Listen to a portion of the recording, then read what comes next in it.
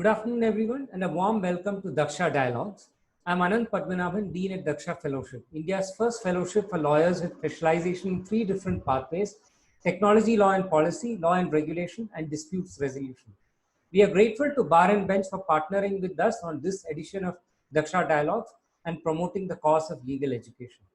On this note, it is my pleasure to introduce our speaker for today, Ms. N.S. Napine. Ms. Napine, a Supreme Court advocate and founder of Cyber Sathi, is a senior and renowned lawyer with about 29 years of experience, specializing in constitutional, criminal, IPR, and cyber laws.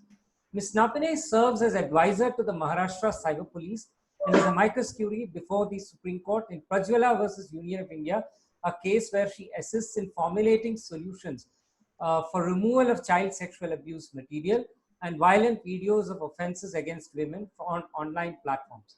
She is also represented before the Lok Sabha Parliamentary Committee on Women Empowerment and Cyber Safety, before the National Cyber Security Center, which is part of the PMO, on India's proposed National Cyber Security Policy from 2020 to 25, and as an expert before various government committees, including on cryptocurrencies and blockchain, amendments to Information Technology Act 2000, and electronic evidence. She's also contributed extensively to the drafting of India's Commercial Courts Act of 2015. In addition to all her consultancy work and advocacy, Ms. Napine is a prolific author as well, and recently took out her seminal book on cyber laws titled Technology Laws Decoder. Her books on cyber safety and emerging technologies are forthcoming in 2020, and we look forward to reading them, ma'am. Today, Ms. Napine will address a topic of great relevance to all of us tech policy enthusiasts, which is the state and evolution of intermediary liability in India. I will soon come to mapping some of the themes that we are covering in this conversation. But before we begin the session, I would like to remind all of you that this session is all participants are on mute. The chat window is also disabled, but you can post your questions and queries in the Q&A tab, and we will take them up during and at the end of the session. So on that note, let me begin with just mapping very quickly some of the themes that we'll be covering in today's session. The first, of course, is how do we understand intermediaries, right? The broad definition of intermediaries and what are the perils of defining it in such a broad fashion. Then, of course, we'll look into the whole issue of fake news, social media, and the liability of social media platforms and actors on social media platforms, including administrators of chat groups and so on and so forth. We will also engage with the essential question of what the data protection bill means for social media intermediaries and the idea of safe harbor in the Information Technology Act. Of course, this being a session for the benefit of students, some of whom might also apply for the Daksha Fellowship, we will quickly look into what it takes to become a technology law and policy expert and some guidance from ma'am on how to take forward your career. So on that note, ma'am, let me begin with the essential point that you have stressed on in your book, right, which is the Trishanku conundrum when dealing with intermediaries. What do you really mean by that conundrum, and where do you see the whole definition of intermediaries going as we go ahead? Thank you for that lovely introduction, Anand, and look forward to a nice interactive session. See, I use the word Trishanku on purpose over here because if you look at the situation of intermediaries, they are literally placed between the government on one side and the users on the other. So they have to balance the requirements and needs from both ends. From the government side, the government is not going to go after each and every one of those millions of users. They would rather reach out to the intermediary for remedies. That's the low-hanging fruit there. As far as the users are concerned, we have now become, caught up in one of our favorite four-letter words, right? Free. Anybody says anything is free, we want it. But we don't really look into what are all the threats and vulnerabilities that go with it. For us, that also is the responsibility of the intermediary to take care of. It's not our problem. So given this situation, I thought that intermediaries are literally in what we call the Trishanku Swarga or the Trishanku heaven, which is neither in the neither part of heaven nor part of earth. Right. For the uninitiated, in a very, very brief way, Trishanku, a king, wanted to go to heaven in his physical body, and it was refused. So he approaches from the sage Vishwamitra, who sends him up, and he's thrown back down. So Vishwamitra stops him midway. And why I'm calling it a heaven is because intermediaries are enjoying the benefits of this heaven, the middle space. Right. But then going beyond Indian mythology, I've also adverted to them as people of Middle Earth. I've taken from Tolkien's Hobbit here, and I've said that in typical style of anybody who's in the middle, you're always neither here nor there, and always in a tug of war. So the intermediaries therefore have to figure out ways of how they are going to resolve this tug of war and maintain that balance over here. Thank you, ma'am, for a wonderful characterization of the conundrum that companies like a Facebook or a Twitter face today. So how does Indian law really define these actors? Is it broad? Is it in your view? Yeah, see, so now the thing was that initially the 2000 Act had a very simple definition. But then the 2008 amendments decided to expand the applicability. This is the Information Technology Act. The Information Technology Act. Yeah, it's very important. When we talk cyber laws, when we say IT, we definitely do not mean income tax. So it's always information technology. Yeah, so to use the shorter version through the rest of the session. So in the IT Act, it came out in 2000 and it had a definition for intermediary. In my interpretation, even the first definition was an inclusive definition. It encompassed many various entities. But the 2008 Act decided to clarify it a bit further. So what did they do? They introduced they covered telecom providers, ISPs, social media, of course, e-commerce sites, online payment systems, which was a surprise because you wouldn't expect online payment systems to be part of that. Cloud service providers, email service providers. So you have a varied list of, and most important and very interesting addition, cyber cafes. So these were all made part of the definition of intermediary. It was also an inclusive definition. So today, you do not know whether you're an intermediary unless you're told otherwise in a way. But there is some guidance from the definition itself where it specifically says that if you're a person, and this is a 2W for the students out there, I will try as much as possible to fit in the provisions, which I don't normally like to do in a general chat. So if you look at the definition, it says if it's a person who on behalf of another person receives, stores, etc. data, or provides a platform, so to say, that person is an intermediary. So if you're not really talking about your own content and hosting that, you're just providing a platform, you're just facilitating something, you're providing like a marketplace, then you become an intermediary. So, in early days in 2008-9, I was also one of those who thought that it was a very open-ended definition, and I have mentioned that. But when I look at it, when you fast forward to 2020 and look at it from today's perspective, just take some examples. Amazon is no longer just a marketplace. Yes. Even a WhatsApp is no longer just a chat app. Facebook is no longer just something to connect one or two people. All of these platforms provide you multiple services. Google is no longer just a service search engine, right? They have so many services under them. So today, when you want to, qualify them as an intermediary, whether they are rendering the service of an online payment system or something else, they cannot escape the definition. So to that extent, you actually realize that the dynamism of the definition was not necessarily so bad after all. Right. But I also believe that keeping it too wide has now sort of started raising some concerns in the technology industry, particularly after the intermediary guidelines have been sought to be revisited. Could you share your thoughts on those policy conversations and where the country might be headed? And what we are jumping right to the crux of it. I'm sure everybody may believe they already know what is there to know in intermediary liability, but they would all want to know where we are headed. Yeah, so a lot of things have happened. So, I remember early days when I would try and cover these issues in terms of intermediary responsibilities and liabilities, it was not even considered so important. People would want to know a lot about other issues with respect to cyber crimes, and that always was the catchphrase. Today, the focus is on intermediaries because of the various pronouncements that have come from courts to begin with as the first instance. The second aspect is the manner in which intermediaries are being redefined or relooked in the policy scenario. Right. Let's just look at what all has been happening, right?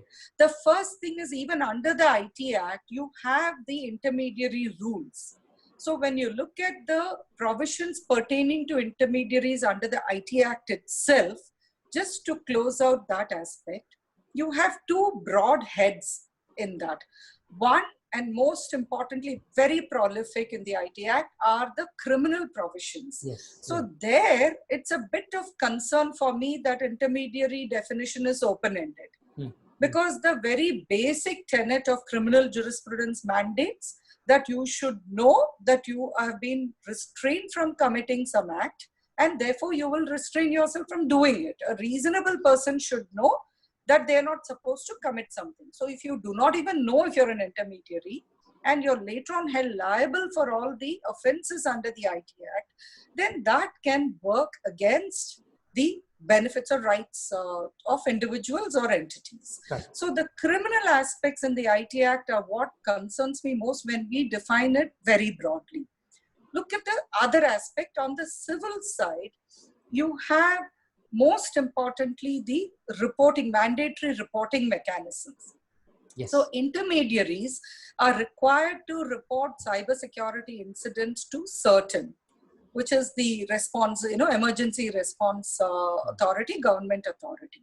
Now, failure to do that, and when you look at, the provision itself under 70B is very innocuous. But when you look at the rules that have been provided for the mandatory reporting, I feel that these are rules which should be tested on the anvil of judicial review. They have not yet been hauled up, but as and when it comes to the limelight, I feel they cannot withstand the test of constitutionality. Again, very open-ended, complete rights, etc.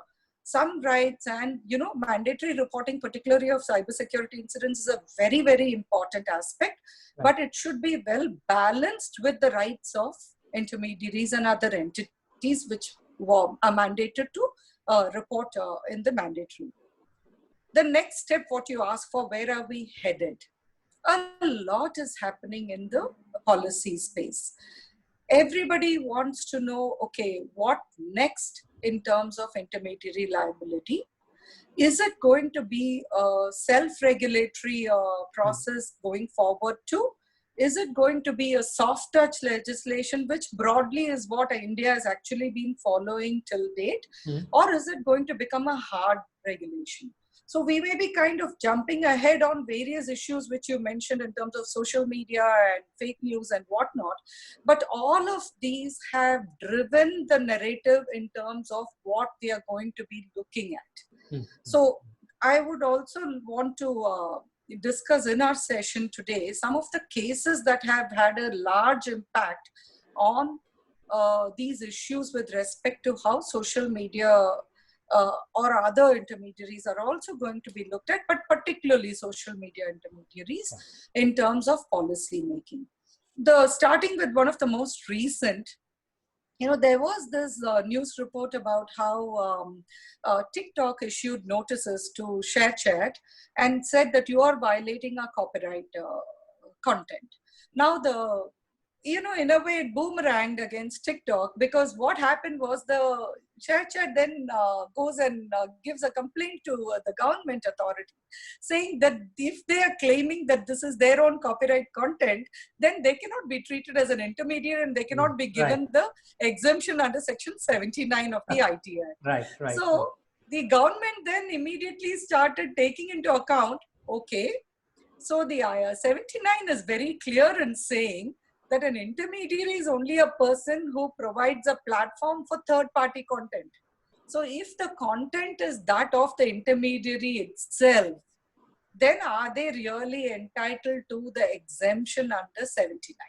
So one thing which I definitely feel is going to come out with the proposed amendments to the IT rules, I believe, is a possible modification with respect to this aspect of delineating between third-party content and 79 exemptions for it, as opposed to content of the party themselves. But if we take the TikTok case as an example or illustration, I would say that ShareChat is not really correct in its claim, because merely owning copyright is different from generating the content. The content, right? Yeah. Right. So from what I could gather, the first essential point then is that instead of characterizing an entity as an intermediary or not, we could really have a sort of segregation across various aspects of that entity's different business operations. Like in a case where Facebook is a publisher of content or exercises some editorial control, versus a case where Facebook serves entirely as a platform, it could be very different kinds of responsibilities and liabilities that arise. Absolutely right. And on the point of the criminal liability, it's very interesting you mentioned the whole issue of vagueness, right? Because if I remember right, going back to section 66A, and where citizens were brought within the purview of hate speech, criminal liability for hate speech, that was in fact one of the grounds, isn't it, on which the Supreme Court held that the provision is unconstitutional. So I think that's a very valid point and important for all of us to bear in mind, that provisions that are extremely open-ended definitely run the risk of being held to be unconstitutional. But just probing a little further on this dimension of criminal liability. So from an intermediary point of view, what are the major provisions in the IT Act that you would flag for the benefit of our audience to really keep a lookout for? Yeah, so the first thing, of course, is very briefly to touch upon some of the provisions. So if you have, the intermediaries are required to retain content. 67C makes it mandatory for them to retain content which is generated. I mean, where the government has told them some investigation may be pending, a case may be pending, so intermediaries will be required to retain that content. Intermediaries can be held liable for not complying with the order under 69 for monitoring or decrypting content. Right. They can also be held liable for not blocking content or for not allowing for monitoring of traffic data. Now, when we talk about these aspects, I mean, like, I'll come to the issue of free speech later, but very briefly, just to touch upon this issue about what are the threats or vulnerabilities for intermediaries here. Let's look at 79. And okay, so before I go to 79, let me complete the civil aspects of it, because that's something everybody seems to be missing out on. Mm-hmm. The one aspect which I mentioned to you was the mandatory reporting aspect with certain. Yes. There is also a provision under section 45, which is so sadly neglected. Nobody seems to even realize it exists, and including probably the enforcement agencies. Now, 45 is a civil liability, which says that if there are any laws, rules, regulations, whatever under the IT Act, and whoever is mandated to comply with it, it's a residual provision, which says if you have not complied with it, then you can be held liable for it. As on date, the liability is quite nominal. It is 25,000 rupees. But nevertheless, if enough number of entities are hauled up the way, things happen before the FTC or the, European Court of Justice, there is a possibility that the seriousness of larger breaches or violations will come to the fore, and that may drive policy in modifying the section and making it a little bit more stringent. But curiously, since it's kind of hidden and nobody seems to know it exists, unfortunately, there are not cases that are registered taking the benefit of this provision. Right. So these are the two things. The reason I mentioned both of these is when we come to 79, which is actually a safe harbor provision and an exemption that is given to intermediaries, which applies for civil and criminal cases equally. The issues that arise is intermediaries are expected to exercise due diligence and care and caution as set out in the provision. The most important issue which has been in the judicial fray has been 79 3B, which is about when does an intermediary get knowledge to act on a takedown. Because the most important aspect that comes up with intermediary liability is with respect to takedowns. Yes. So here I'd like to just briefly touch upon the distinction between a takedown as opposed to blocking. Yes. You know, people assume both are the same. It is not so. Because I also hear, for blocking, as I mentioned just now, you have the provisions under section 69, 69A and 69B. Blocking is very specifically under 69B and monitoring, decryption, etc. under 69 and 69A, which is for traffic data. Now, when we talk about blocking, the powers vest now with MeitY, So now what is happening is even for a copyright violation, I believe that entities are invoking the provisions under 69B for blocking. 69B has a very precise requirement and very, very elaborate process, which was meant for 19.2 and 19.2 only. And here I'm talking about Article 19.2 of the Constitution of India. Yes. Copyright protection really doesn't fall within that. Right? So we need to revert to takedowns, and everyone wonders and where the takedown provision arises.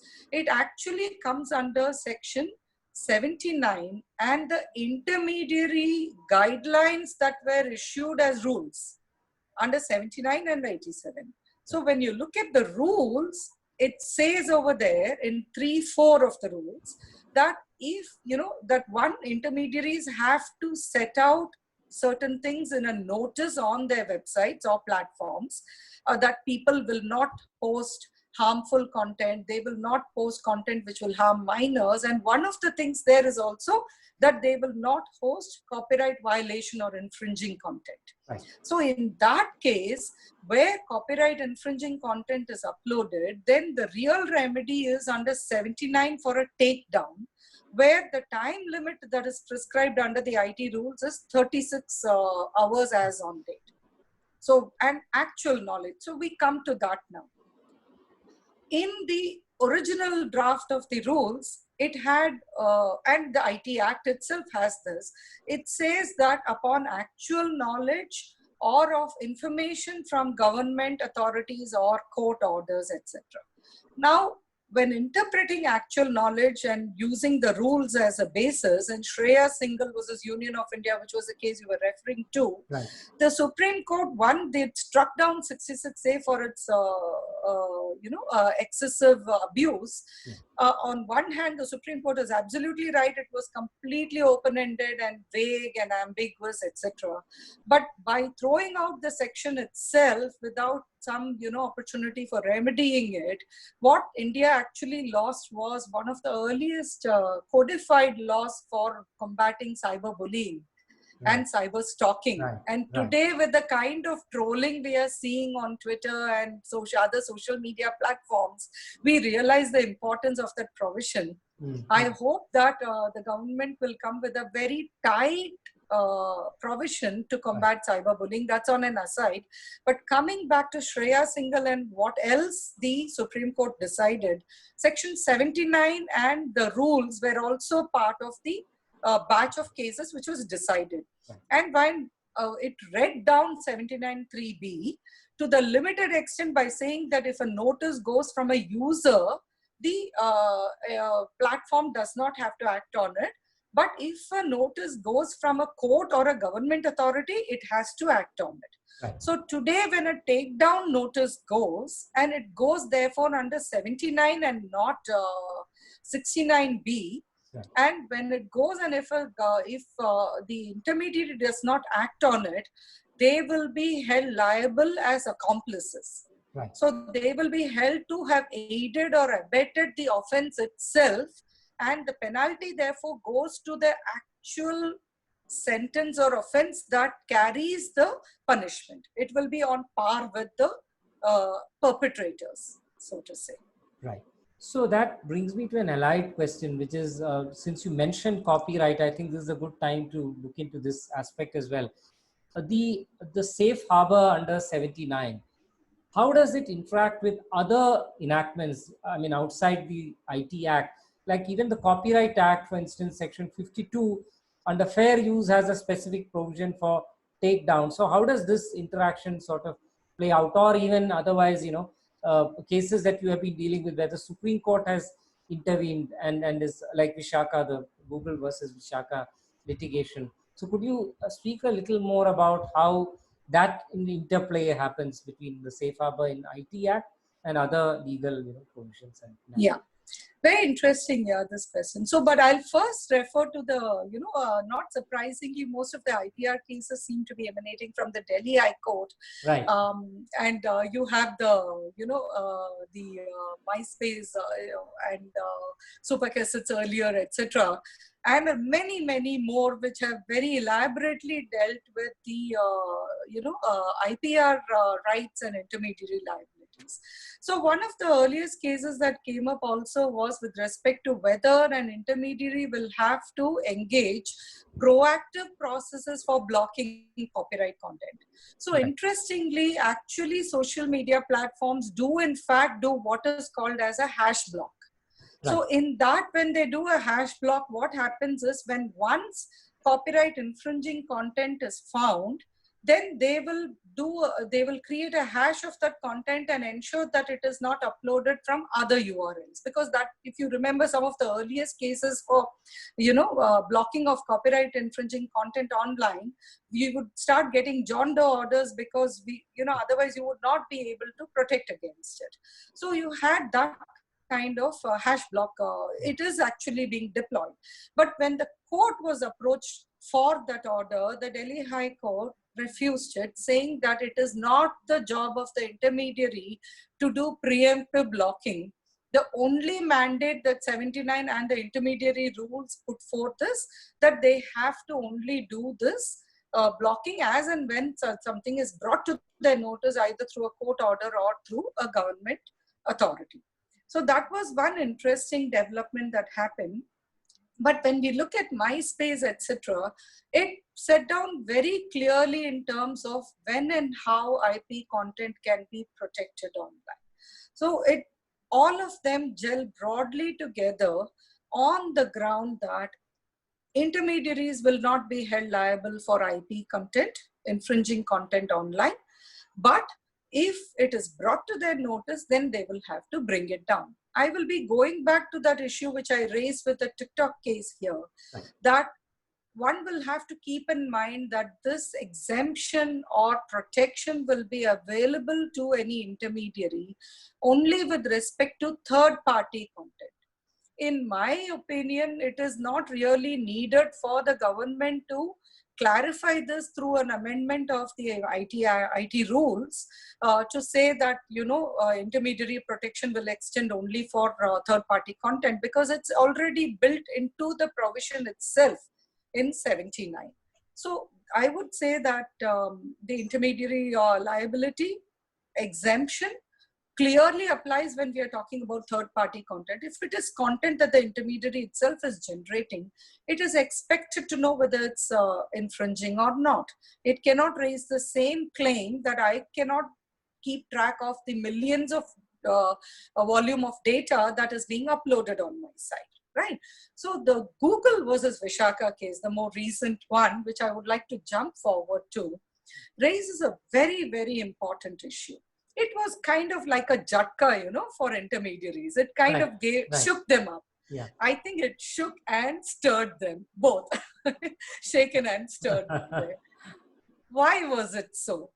Because here is a situation where you're nicely, you've completely forgotten the pre-2008 situation. You're nicely ensconced into the current 79 scenario, and you're constantly, arguing or setting forth your defense based on the current section 79. There was a very, very tight section 79 under the 2000 Act, which only gave protection to intermediaries, provided the intermediary proves that it did not have any knowledge of the content that was uploaded and it had exercised due diligence. And again, of course, it applied to third-party content. Now, the Google versus Vishaka, when this issue about defamation online came up, and Google raised this issue of intermediary exemption, etc., the case was argued on the basis that this case pertained to the pre-amendment scenario, and therefore, obviously, the section as it applied on that date will only become applicable. And therefore, the the search engine, that is Google, will be held liable until it proves itself otherwise, which is that it exercised due diligence and it was not aware, etc. Right. So on this note, when the court was examining various issues, many other aspects also were brought up. One of the most important discussions that comes up in this case is something again which was considered a big win for intermediaries, which was in Sharad Digumarti case.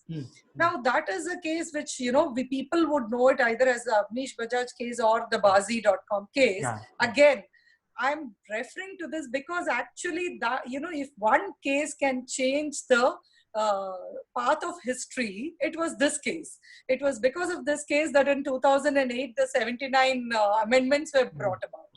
So I'm going back to the decision of the Supreme Court on these two. The Avnish Bajaj case was actually decided clubbed together with Anita Huda, and it was decided on that. And now in Digumarti's case, what was decided was that the accused was, the proceedings under Section 67 of the IT Act, which deals with obscene content, was quashed. But there were also equivalent provisions under the IPC 292 and 294, under which the case was registered, and the case was continuing in those sections. So the accused had filed for quashing of the proceedings itself, saying if 167 is quashed, then the provisions of 292 and 294 cannot be invoked. Right. Now the grounds on that was that once, the act of sharing obscene content has been held to have not been committed and therefore a proceeding is quashed, you cannot invoke IPC provisions for the same act. That was the basis on which Digumarti decided the case. The interpretation that has come forth a lot on Digumarti is, will that then mean that, and obviously special provisions will always overrule general provisions. That's what Supreme Court decided in Anwar versus Bashir also in deciding on 65B Evidence Act, right? So special provisions will overrule general. And here what the court also held was that since there are special provisions for dealing with obscene content distributed through electronic means under 67, you do not have to rely on IPC provisions. Right. So the Google tried to rely on the same case in Vishaka to say that I cannot be held liable for defamation also, because this is under the thing, on digital space, etc. Yeah. Here again, and also the issue about whether the exemption under 79 will apply for both violations of the provisions under the IT Act itself or other laws also came up in Vishaka. Now, when deciding on this, Vishaka very clearly sets out that one, in the pre-amendment era, which is, from 2000 to 2009, I'm saying here very specifically 2009 because the amendments came out in December 2008. But they were brought into effect only on October 27, 2009. So up to that stage, you have the old provision, which did not have the non-obstante clause. So it did not say, notwithstanding anything contained in any other law. Any other law. Exactly. So that, with that not being there, it said that really speaking, 79 will not even apply for a violation under 499 and 500 Yeah, IPC. It says, notwithstanding that, even if I want to go into it, according to us, it is not really, a defense open to Google, was what they decided. right. But this brings up a very interesting question again, in terms of whether this exemption applies to intermediaries for everything. So when you look at pre, I would say it doesn't apply beyond the IT Act and the rules framed under it. Post the amendments of 2008, that is from October 27, 2009, it becomes applicable for anything and everything. So to that extent, intermediaries can heave a sigh of relief. Okay, great. So now we come to this sort of all important issue of fake news and virality, right? And that has Yeah. actually had two dimensions to it. One is the whole possibility of judicial activism, right? I mean, so while we do know that, the provision exists, and of course intermediaries have taken umbrage under the provision, there is the whole fear of, and this is a genuine fear, that the courts can intervene often on the behest of a PIL. We saw that very recently in the case of TikTok in Madurai bench of the Madras High Court. Yes. And so the reason why judicial activism, I think, becomes important is because there are unsolved policy issues, right? And I would put something like virality as an unsolved policy issue as things stand today. I mean, we could, go on about intermediary liability and say that, look, you are not technically liable, but there is genuinely a problem. I mean, it is affecting elections, it's affecting, the personal safety of individuals.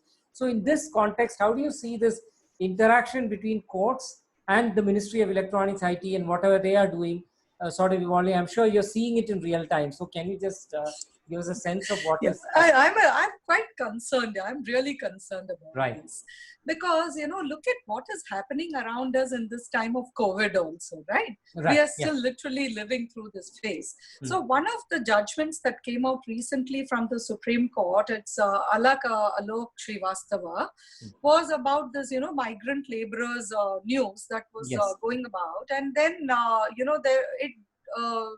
the PIL was filed actually for the benefit of protecting migrant laborers and to provide them basic amenities. But what came out of the judgment actually was also a decision or direction for electronic, print, as well as social media. All three are mentioned there, for them to exercise responsibility and care in terms of ensuring that fake news is not published or transmitted. Right. Now, when we look at this, and this is not the first necessarily the first judgment in terms of fake news. You have earlier judgments in the Poonawalla case and the Padmavat case, etc., where the courts, this is where it's very interesting, the juxtaposition there. There is a very elaborate discussion in all these judgments on free speech and the importance of protecting free speech, and how it is the most important pillar on which democratic rights vest. And simultaneously, they also go on to talk about restrictions or restraints on exercise of that free speech. Right. We all know that unlike the US Constitution, the Indian Constitution does not give you even the right of free speech and expression without fetters. We do have Article 19(2), which tempers the fundamental right of free speech and expression. But having said that, who and how is this balance going to be maintained becomes the issue. So when we talk about fake news, see what has happened today.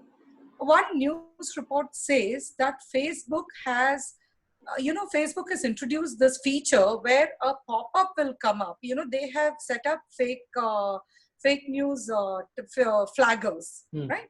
So they have created 4,000 plus articles according to this news report. And based on that, 40 million actions. It could be likes, shares, forwards, whatever, So each of these, where it is flagged as a fake news item, Facebook has issued warnings to users saying that if you forward it, you may be held liable for forwarding fake news. Right. You know, something similar to that. I'm paraphrasing here, of course, Right. but you know, something like that. So look at the other issue that has happened today. You know, we know WhatsApp issue brought in this feature that, you know, restricted forwards to 5 forwards. Yes. But today, if you have already done 5 forwards and the 6th forward onwards, any news item can be forwarded only to one recipient at a time. Now the issue arises on how does WhatsApp know that this has been forwarded 5 times? And what is it that it monitors? Does it then access your messages? Right? Yeah. So we are at a threshold where even in dialogues, I keep hearing people, even lawyers, talk about what a good thing it is that a lot of restrictions are brought in. Right. But we are forgetting that we are talking about restraints on our own rights, whether it is of movement, whether it is of speech, etc. So we know that, you know, and here this is where I'm moving on to the other realm of my concern, which is on one hand we have, and I am a very, very strong proponent of free speech and, you know, a liberal thought process on that. And we then come up with instances of child pornography and offenses against women being uploaded online, and very, very serious, you know, I mean, like it's literally a heinous crime. It's not just fake news. Yeah. It's news which is intended to incite. It's actually hate speech. It's actually a hate crime which is meant to incite people to commit harm. If a message which says that go and perpetuate COVID to many people, then it is not really fake news. It's not really just hate speech. It's a hate crime. Yeah, you know, you're literally trying to you know, incite people to commit a kind of genocide. So in those kind of instances, would it not be right to have sufficient fetters or restraints? And this is where I have always faced a dilemma, you know, on this aspect. Right. And there is no clear answer even from the ministry, from what I can gather, despite all the conversations around traceability and enabling traceability, and a separate category of social media intermediaries above a certain number of users, and having a nodal officer and local, you know, entity. I still think that it remains an unresolved issue. But I guess, you know, we'll see some responses coming in the days to come. Moving forward, before we go to the question and answer segment of this conversation, we have quite a few questions in fact posted. But before that, I think we must certainly sort of look into this issue of data protection bill. And a lot of what intermediaries do finally is very powered by data. I mean, even this whole transition that you mentioned at the very beginning of this conversation, right? Of how you have these platforms which were sort of dumb platforms, right? In their early days, to what they now do, and the kind of intelligence. It's all really powered by data. It's your data, my data, all of us, right? You know, who are on these platforms and sharing our personal data. So how does the personal data protection bill change some of the landscape for intermediaries, or bring about certain new responsibilities and obligations, in your opinion? So this is yet another development that is impacting intermediaries, you know, because you have multiple kinds of data fiduciaries under the data protection bill. You know, the bill can be discussed for, you know, I had a 2-hour session and we still couldn't complete all the issues we wanted to cover in that. But very briefly, let me just tell you, just to take off a little bit on what I stopped in the last question to what I'm saying now. I talked about responsible social media, right? So there is this one case before the court in Prajwala versus Union of India. I think you mentioned that in an earlier instance also. So in that in that case, the Supreme Court evaluated the use of artificial intelligence tools for filtering out content like child pornography and offensive, violence against women, videos and imagery being uploaded online. We are talking about 2017, and I had proposed this, in the light of the hash blocking technology that is being used for protecting copyright content. In that stage, when we were talking about free speech and protection, the balance between the two, the issue that came up was, how do we do this kind of active filtration, etc. Now we move forward to the data protection bill and what it is going to entail, right, for social media platforms and data fiduciaries. Now you have data fiduciaries under the bill. You have significant data fiduciaries under the bill. You have guardian data fiduciaries, and you have social media intermediaries. Now, social media intermediaries form part of the broader genus of significant data fiduciaries. But they can also fall under the category of guardian data fiduciaries, which is what is mostly missed out. Most people miss out the fact that social media is going to be covered even under guardian data fiduciaries. Now, guardian data fiduciaries deal with content pertaining to children. And there are very stringent laws, therefore, rules, therefore, on how that is to be decided. And a very separate set of provisions, if you look at from 26, if I'm not mistaken, to 32, you will find for significant data fiduciaries, and within that, the social media intermediaries.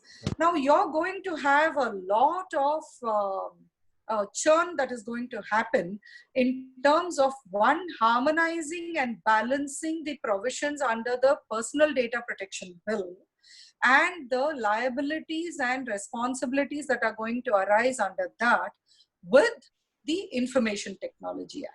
And this is why I threw the question out to you earlier with respect to self-regulation, soft regulation, and hard regulation.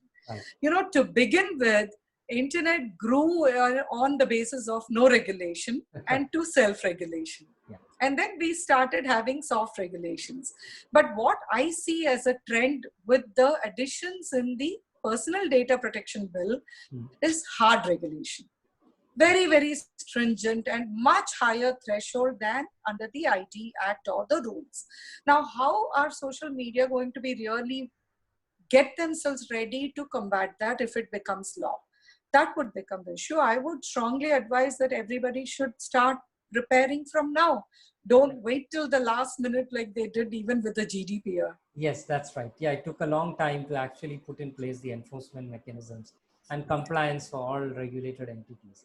And of course, in this particular case, we are going to have a very robust data protection authority if the plan translates into reality, and excessive penalties. So I think this is really time for everybody to sort of introspection and yes.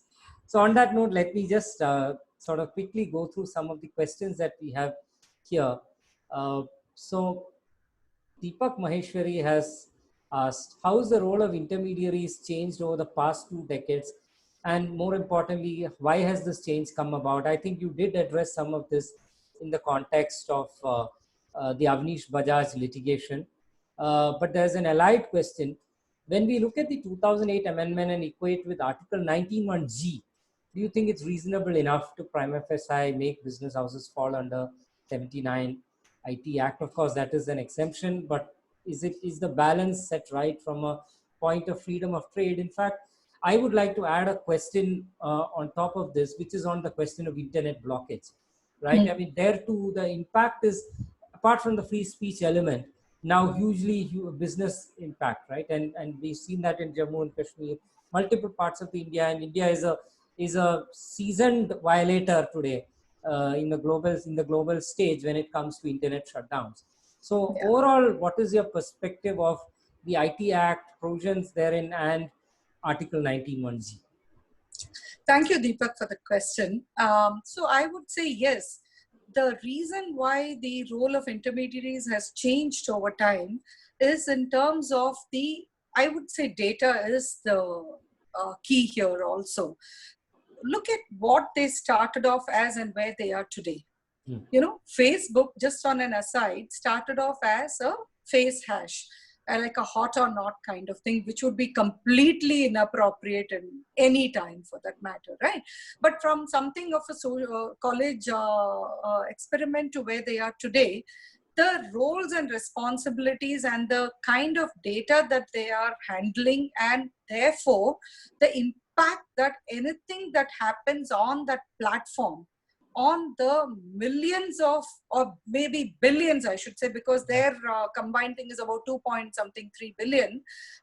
So the billions of users who will be impacted is the reason why intermediary responsibilities and liabilities or roles have changed progressively. The manner in which the platforms are being used as a primary means of communication, as a platform which is now dictating the futures of nations. Elections, if they are being decided through these platforms, then it is definitely serious cause for concern. If your thought processes, if a group can decide on what, you know, lynching people because of WhatsApp messages, then it is thought for concern. So look at the way things have changed.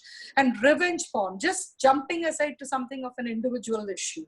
So free trade and free speech again comes with restrictions. Article 19(6). It's not like you, again, every fundamental right comes with its restrictions. There is not one fundamental right under the Indian Constitution which does not have a restraint. So your right to free trade or commerce or to carry on your business or profession does not allow you to cause harm. It is therefore ring-fenced with the restrictions, and therefore the government is well within its rights to put forth restrictions or limitations or laws and regulations on this ground. To what extent are they going to do it is the issue here. Right. We have a question on cyber security here. What is the mandate to notify protected systems? And what is the difference between a cyber security incident and a cyber incident? So broadly, the whole process, I think, is what the... No, actually, because both of these definitions come in the certain rules which I was telling you about, and few other rules. Intermediary guidelines also have the same cybersecurity incident which is there. But when you look at the listing that certain has done, and because don't look only at what is there in the rules or in the act, please also look at the advisory that certain has issued, which also requires mandatory compliance. Now, when you look at all of these put together, almost every form of a breach incident will fall within cybersecurity and cyber incident and cybersecurity incident. So I would not want to get into semantics here. This person can write to me, I can give him more details on the specific sections, etc. But broadly, this is a broader genus. The cyber incident is the broader one. Cyber security incident would form part of that, like personal data and sensitive personal data. Right. So there is a question on the Data Protection Act.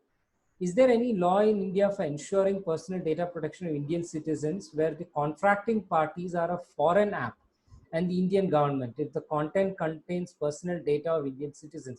I think this is a very important question, in fact, in the context of what is happening between the Kerala government and Sprinkler, where Kerala government was using Sprinkler services, and now that has really become controversial, and there is no clear guidance, and in fact, some experts have opined that this is really the reason why we need a data protection law. But in the interim, is there anything on the government data and you know, who can handle it from a contractual point of view? See, now when you're talking about government data, Anand, there are so many other issues also that come up. No, I can literally get into a completely different mode on that. Look at facial recognition technology and how it is being used. Right. Then contact, contact testing and contact, data collection, and the extent to which it is being used. I gave a recent session on government for governance, and I was talking about how data is not just about gold and oil, etc., but data is an industry, right? Now, the difficulty that we are faced with is, can a government start treating data as industry? It really cannot, because what is the purpose of what we are doing with the government? It is for the sake of governance. So if I have to take a driving license plate and a driving license and the registration plate for a car, then that is part of the governance mechanism of the government. It cannot take a data which it's receiving as a governance mechanism and then use it as an industry by selling it. So that was on the last part of your question which you raised, but the question that has been raised by the audience is very, very important, as you rightly said. Now, today, what is it that we have? Yes. I hear in many fora, unfortunately, people, even professionals, saying we don't have a data protection law and therefore we need it. For whatever it is worth, we do have a data protection law. We have, under the Information Technology Act, 43A, which makes entities, it says a body, corporate, possessing, dealing or handling any sensitive personal data or information. So here the question was personal data, and therefore I was reading out this specific provision here. There's a very strange, inconsistency there. You have a civil provision under 43A, which makes negligence in the handling of sensitive personal information. That is how it was defined under the IT Act, and under the PDP bill, you will see the usage of sensitive personal data there. Okay. It makes it a civil liability. And under IT Act, you already also have a criminal liability under 72A, which again makes negligence with respect to, and here comes the interesting part. 72A says negligence with respect to personal data, personal information is susceptible for criminal prosecution. Now, you would have expected it to be in reverse, or for it to be sensitive personal information in both. Yes. But for whatever reasons, this is how the draftsman saw fit to say it, but we do have it. And you don't get much guidance from 43A per se. But when you look at the sensitive personal information rules that were formulated under this 43A, it effectively lifted the 8 data principles, which is a kind of combination between the EU and the 95 EU directive and the UK data protection law of the 98, not the recent one. And it put it all together there in terms of consent, usage, retention, dissemination, deletion, etc., and transfer beyond the borders of India, etc. So when you talk about data of an Indian citizen and its usage by a foreign entity, you do have the protection for whatever it is worth under both 43A and 72A today. Once the PDP bill comes out, and definitely we do need it, Anand, sooner rather than later. But my only concern is, do we need it in the manner in which it is currently there? Or do we need it and need it fast, but with effective modifications of it? And this is where we stand in that dilemma also. So there are many more questions, but I think we are coming almost to the end of the time that we had slotted for this conversation. And I'm sure we can have more sessions with you, ma'am. Absolutely. So before we wind up the conversation today, what inspired you to really move in your career trajectory from someone practicing? I mean, you trained yourself as a criminal lawyer, civil lawyer, and then you slowly picked up an active interest in cyber law. What has helped you, and what would you advise our students to sort of pursue and do to get into this area of practice? Yeah. So, Anant, I've been training judiciary, police, etc. for more than nearly 20 years, 17 in one instance and nearly 20 in the other.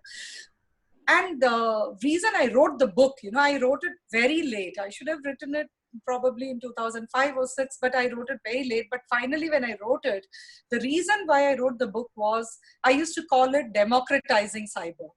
Right. I want more people to come into the practice of cyber law. The whole way I look at it is, any genre of law or vertical of law can develop only when there is more practitioners and cases coming up. Right. It cannot be the domain of the elite. And when we talk about cyber law, it is actually not a vertical, it's a horizontal today. Because, look at what has happened. Is there any form of contracts that you can do without referring to cyber law issues? Is there intellectual property rights without cyber law? Is there crime without cyber law? So when you look at my book itself, I have actually covered each of these topics as a separate head. And one of the most unique aspects of the book, and I'm talking about the book in answer to your question and working backwards from there, sure. because that explains where I come from in terms of where my passion for this field lies, Right. One of the unique aspects which you'll find in that is technology and constitutional law. Right.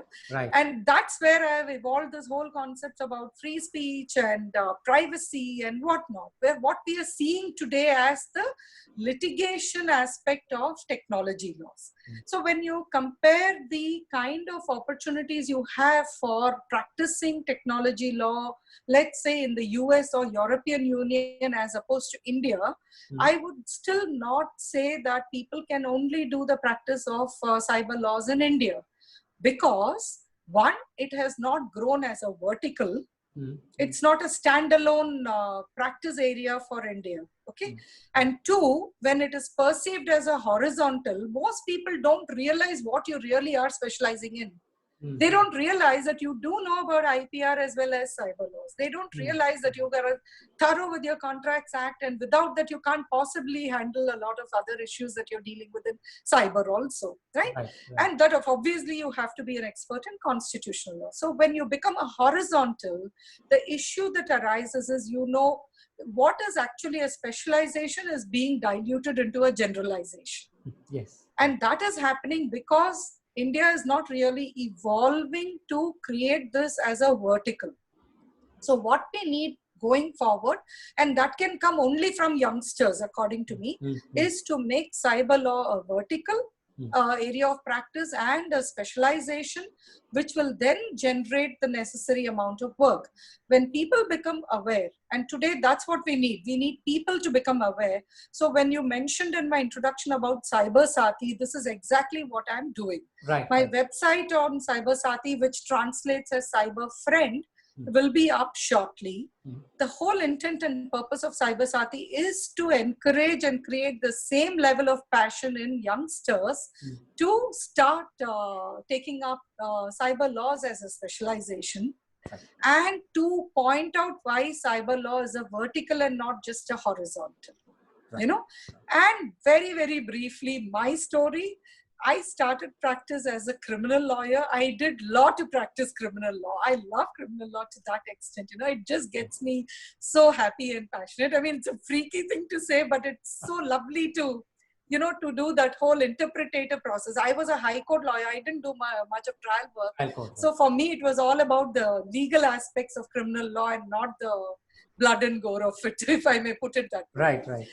And I started handling the software licensing infringements and all that in 94, 95. One of the earliest, in that. I was handling a lot of IPR litigations. And this came up because it was again a niche area in my time. 91 I'm talking about, in 91 to 94 and all that. IPR was niche and new like cyber law is today. And I was there ahead of the curve in that also.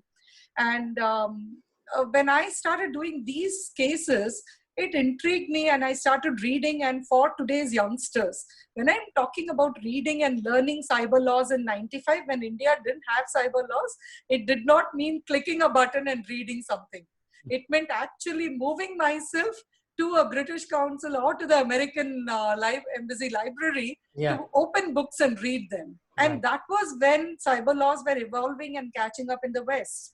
You had your model laws coming out, you had your data protection laws being taken much more seriously, and we also were toying with the idea. India was first toying with the data protection law.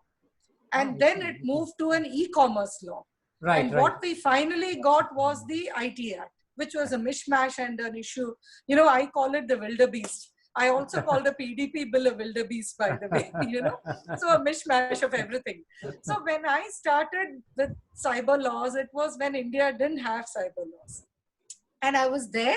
And then the act came, and I was part, in fact, of policy making even then, but I couldn't take up travel from initially Chennai, then Bombay to Delhi and all that. So I had to drop out of the policy making part then.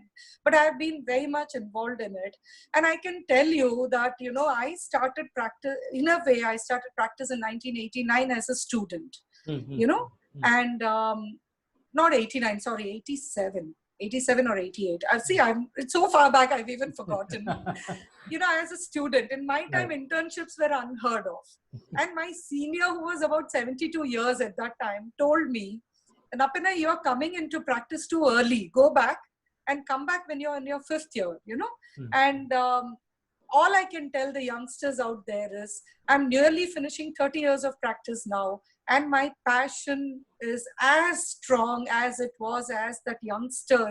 I was about 19 years, I think, when I went to my seniors' chambers first. My passion runs strong for law and for all the fields which I specialize in. And once you have that passion, then any field of law is not really so difficult. You have to learn the methodology of law. Once you know the methodology of law, then you can exercise that in whichever field you choose, be it in litigating in courts, and I can tell you that's great fun, and or as corporate counsel or as part of law firm, or in policy making as you're there, Anant. I know you're equally passionate about that too. Yeah, absolutely. No, thank you, ma'am. I mean, and come August 2020, we look forward to having you on board as faculty at Daksha as well. Our students would really benefit from, of course, learning about the IT Act, but more than all of that, just having inspiring people like you come speak to them. And that really is the purpose behind the Daksha Fellowship. The idea is that we have these law graduates who are passionate, motivated about specific areas of law, who can come and spend a year listening to our core faculty and a very stellar group of visiting faculty who can come and teach them, of course, what they do in the world of practice. But going beyond that, how do they sort of stand out in the world of work? And I'm sure we would engage much more with you in the days to come. It is actually my pleasure and honor to be part of Daksha that way. Thank you for having me on board. Thank you so much. And for all our students who are assembled here, in fact, I can see that most of them are still here. So we began with a sizable number of students, and nearly everyone is still here waiting to wind up this conversation, which itself speaks a lot about how interesting this whole conversation was. To all of you here, students, I mean, I just urge you to keep a close lookout for our application deadlines. Round 1 ends on April 20th, and we begin round 2, which again ends the 3rd week of May. So I'd urge all of you to really pick up your mouse pad and then go and apply. Go to dakshafellowship.org, and if you have any further questions, really happy to address those as well. Our admissions team is happy to address any concerns or questions that you may have. We have a very simple application process, and you can also feel free to reach out to us by phone. The number is 99400 57400. Again, if I may repeat, 99400 57400. So just log in on dakshafellowship.org or call us for more information about the fellowship. We have 100% tuition waivers for our inaugural cohort. Again, we are looking for students who are motivated, and the Daksha Fellow will finally build the fellowship. So on that note, let me wind up this conversation. Thank you, Ms. Napina, once again for really enlightening us on various aspects of the IT Act. And in particular, my pleasure, and thank you so much for the audience too for being here. Thank you so much. Thank you, everyone. Bye. Bye.